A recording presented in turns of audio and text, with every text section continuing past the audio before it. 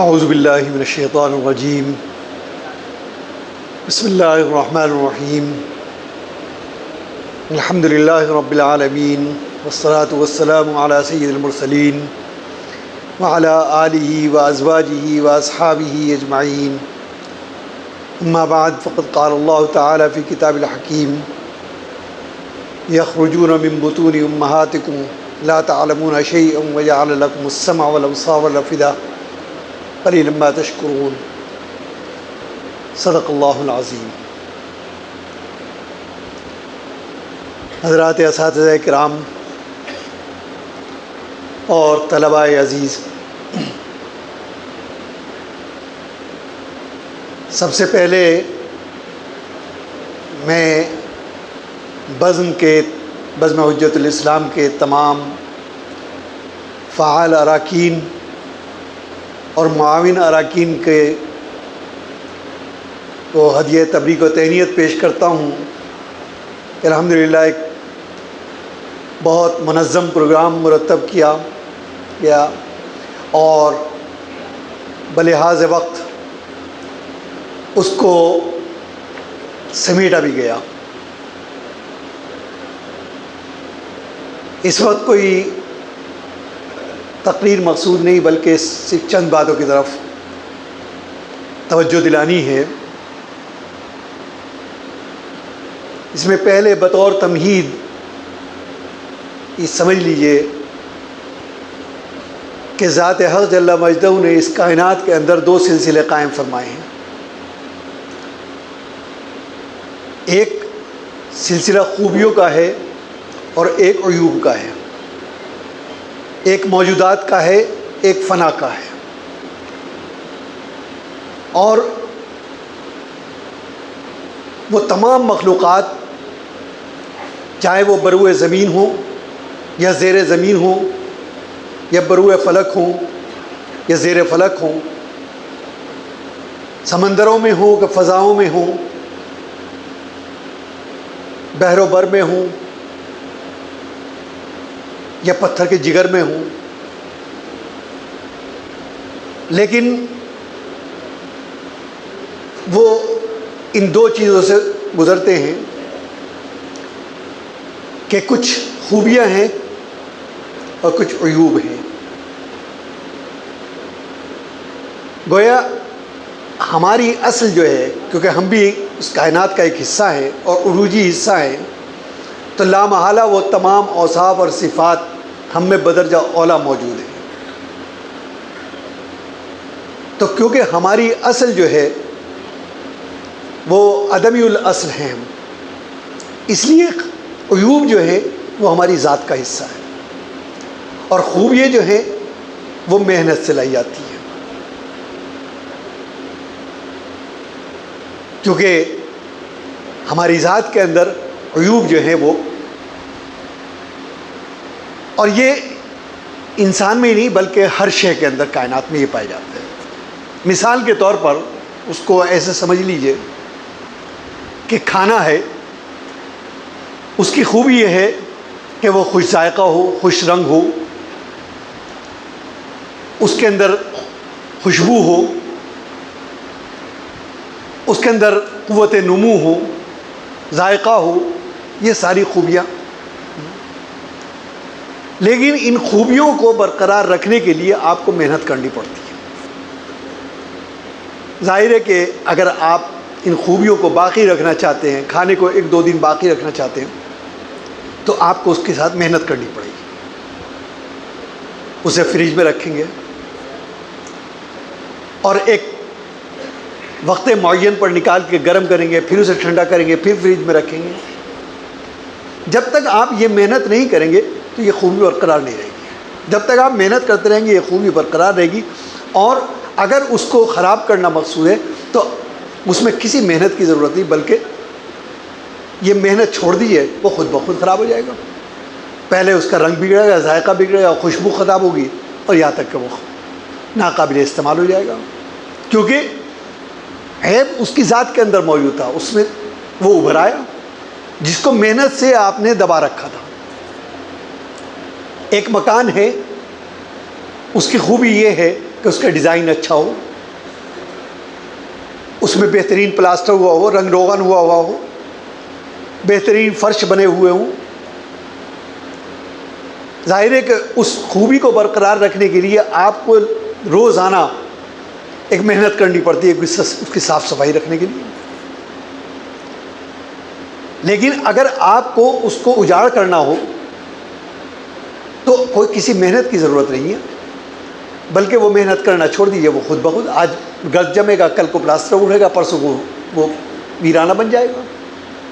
تو معلوم یہ ہوگا کہ خوبی کو برقرار رکھنے کے لیے محنت کرنی پڑتی ہے۔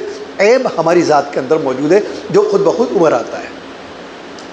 ایسے ہی علم جو ہے وہ خوبی ہے اور جہالت جو ہے وہ عیب ہے۔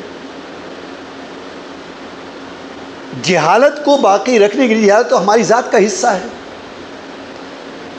آپ نے کہیں نہیں سنا ہوگا کہ کسی آدمی کو جاہل بنانے کے لیے کوئی مدرسہ، کوئی اسکول، کوئی مکتب قائم کیا گیا ہو۔ اسکول، مکتب اور مدارس، مکاتب، یہ سب جو قائم ہوتے ہیں، درسگاہیں، دانشگاہیں، یہ خوبیاں لانے کے لیے جو باہر سے لائی جاتی ہے۔ گویا علم باہر کی چیز ہے جو ہمارے اندر لایا جاتا ہے، اور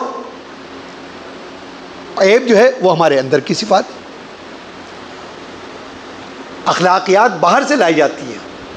بدخلقی تو ہمارے اندر پہلے سے موجود ہے، اس کو متوازن رکھنے کے لیے علم لایا جاتا ہے۔ تو گویا ہمیں محنت کرنی پڑتی ہے۔ تو اس تمہید کی روشنی میں آپ یہ کہ ہمارے مدارس کے اندر یہ سلسلہ بڑا قدیم دور سے کہ بزم و انجمن کا قیام، اور اس کے تحت تحریر، تقریر اور دیگر صلاحیتوں کو صیقل کرنا، اس کو اجاگر کرنا، اس پر محنتیں کرنا، اور اساتذہ اس کی سرپرستی کرتے ہیں۔ تحریر اور تقریر پر محنت ہوتی ہے، اور پھر وہی ایک وقت آتا ہے کہ وہ دنیا کے اندر اس کا نام ہوتا ہے کہ بہترین خطیب ہے، صاحب طرز ادیب ہے، لیکن ظاہر ہے کہ اس مقام تک پہنچنے کے لیے اس کو محنت کرنی پڑی۔ حکیم الامت حضرت مولانا اشرف علی تھانوی نور اللہ مرقدہ کا عجیب معاملہ تھا۔ ان کا دور طالب علمی جو ہے وہ بڑا ایک سمجھیے کہ قابل تقلید اور ایک بہت سارے امتیازات لیے ہوئے اپنے اندر۔ مثلاً ان تعلیم کے اندر ان کا انہماک اس قدر تھا کہ دوران تعلیم، کیونکہ اس زمانے میں کوئی ظاہر ہے کہ ٹیلی فون تک نہیں تھا، کوئی اور ذرائع ابلاغ نہیں تھے، خطوط تھے، خطوط آیا کرتے تھے۔ تو دوران تعلیم جتنے خطوط آتے تھے انہوں نے ایک کمرے کے اندر گھڑا رکھا ہوا تھا، اس کے اندر ڈال دیتے تھے بغیر پڑھے، اور امتحان کے بعد جب چھٹیاں ہوتی تھی تو وہ گھڑا الٹتے تھے اور اس میں پھر وہ خطوط پڑھے جاتے تھے۔ کسی میں شادی کی خوشخبری ہے، کسی میں بچے کے پیدا ہونے کی خوشخبری ہے کہ اعزہ میں کوئی پیدائش ہوئی ہے، کسی کے انتقال کی ہے، کسی کی بیماری کی ہے، مختلف نوعیتوں کے خطوط، اور اسی وقت وہ ایک ہی وقت کے اندر وہ خوشی اور غم سب چیز کا اظہار کو اور ان کے جوابات لکھتے تھے، کیونکہ وہ اس حقیقت پر کاربند تھے کہ دوران طالب علمی اور یہ جو ایک بے حد زندگی کا سب سے قیمتی ترین دور ہے، اس کے ایک ایک لمحے کو کارآمد بنایا جائے، اور اس کو ادھر ادھر، ظاہر ہے کہ یہ مجاہدہ کرنا ہر ایک کے بس کا نہیں ہے۔ یہی صورتحال ان کے تقریر کی تھی کہ وہ کسی بزم سے اور انجمن سے وابستہ نہیں تھے، اگرچہ معاصرین ان کے وہ چاہتے تھے کہ مولانا اس میں شرکت کریں، لیکن ظاہر ہے کہ اس کا فائدہ بھی جانتے تھے، اس کی افادیت کو بھی پہچانتے تھے کہ یہاں تحریر اور تقریر کی مشق ہوگی، لکھنے کی مشق اس طرح ہوگی کہ یہ نقشے نکال جاتے ہیں کتابی، تو اس میں مختلف موضوعات پر مضامین وہ تحریری مشق ہے، تقریری مشق یہ پروگرام ہے، لیکن اس کمی کو پورا کرنے کے لیے وہ جمعرات کے دن رات کو عشاء کی نماز پڑھ کے تحصیل پہ چلے جایا کرتے تھے اور وہاں کسی دکان کے تختے پہ کھڑے ہو کے اکیلے تقریر کیا کرتا تھا۔ اب لوگ آ رہے جا رہے دیکھ رہے، لیکن انہیں کسی کی پرواہ نہیں۔ وہ اب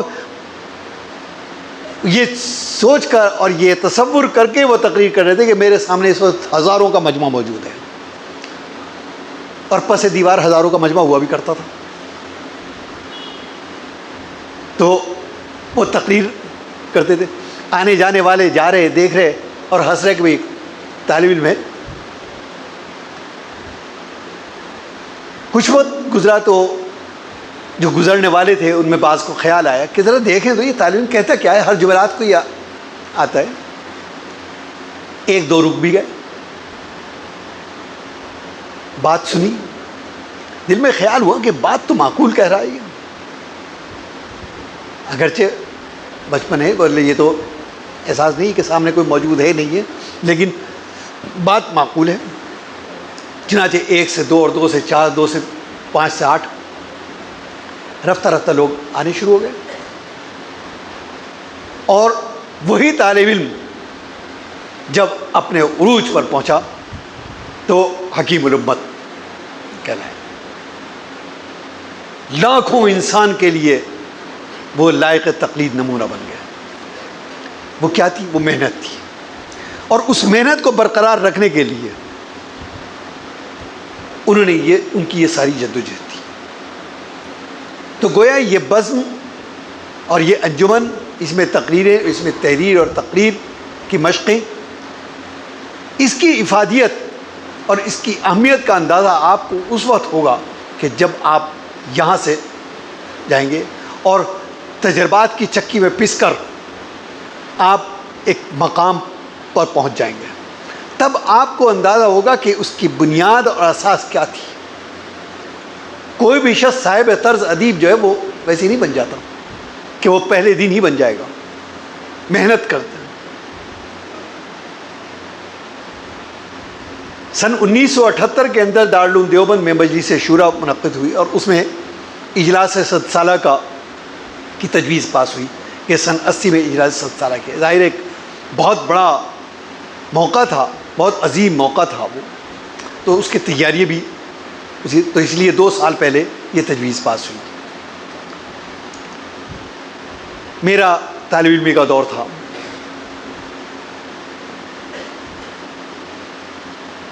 حضرت مولانا سید اظہر شاہ قیصر، جو حضرت مولانا سید انظر شاہ نور اللہ مرقدہ کے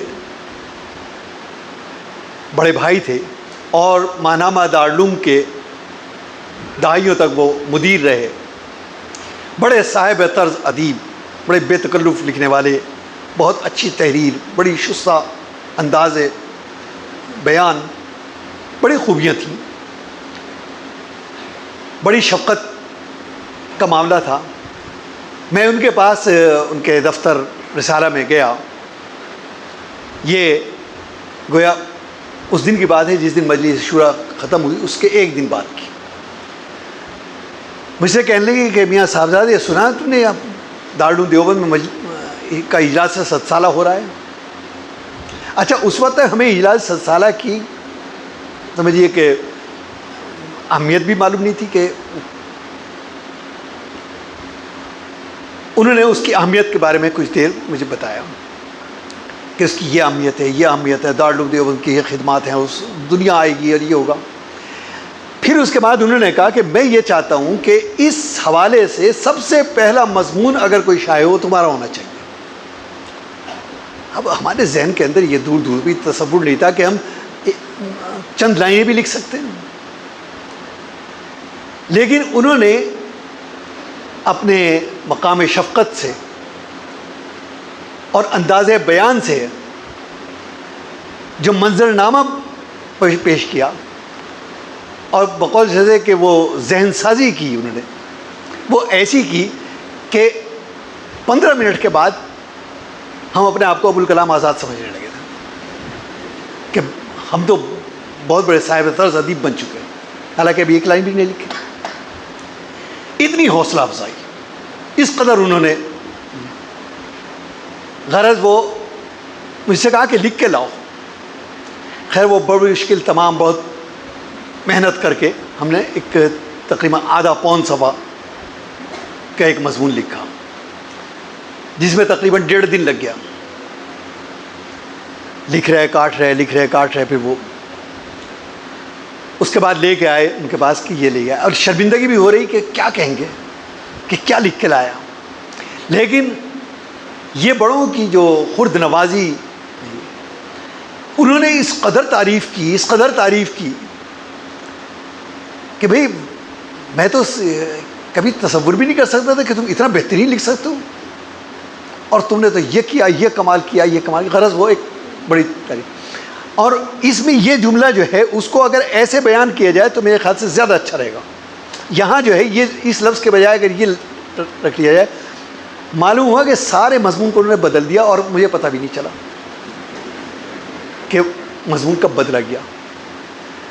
تو یہ دراصل طالب علمی کا دور جو ہوتا ہے، یہ تحریر اور تقریر کی صلاحیتوں کو، اس کی استعداد کو سیکل کرنے کا دور ہے. ظاہر ہے کہ یہ محنت سے آئے گا. اگر آپ اس صلاحیت کو ختم کرنا چاہیں، آپ نے محنت کر کے حاصل کیا، اس کو حاصل بھی کر لیا، آپ بہت اچھے مقرر بھی بن گئے، بہت اچھے ادیب بھی بن گئے، لیکن اس کو برقرار رکھنے کے لیے بھی آپ کو مسلسل محنت کرنے کی ضرورت ہے. لیکن اگر آپ یہ چاہیں کہ اس صلاحیت کو آپ ختم کر دیں یا اس کی افادیت کو مٹا دیں تو آپ کو کوئی محنت کرنے کی ضرورت نہیں. آپ اس طرف توجہ چھوڑ دیجیے.